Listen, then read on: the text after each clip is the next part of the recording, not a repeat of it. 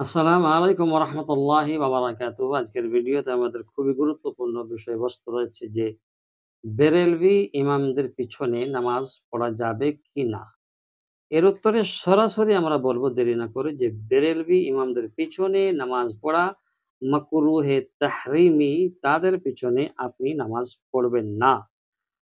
এমনকি নামাজের সাদৃশ্য পর্যন্ত করতে বারণ করা হয়েছে, মানা করা হয়েছে।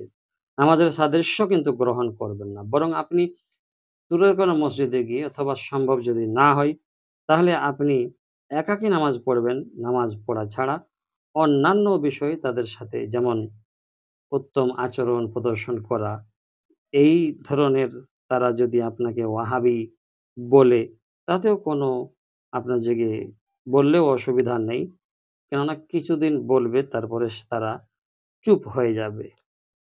আর আপনি কি করবেন? চুপ থাকবেন এবং ততদিন পর্যন্ত আপনি তাদেরকে আপনার দিকে আনার জন্য দাওয়াতি কাজে দাওয়াতি কাজ চালিয়ে যাবেন। অসুবিধা নেই। এভাবে চলতে থাকলে কি হবে?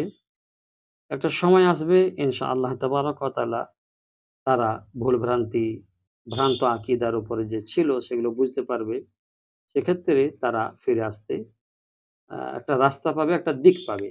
বেরেলভি ইমামদের পেছনে এই কারণে নামাজ হবে না যে তাদের আকীদা খারাপ।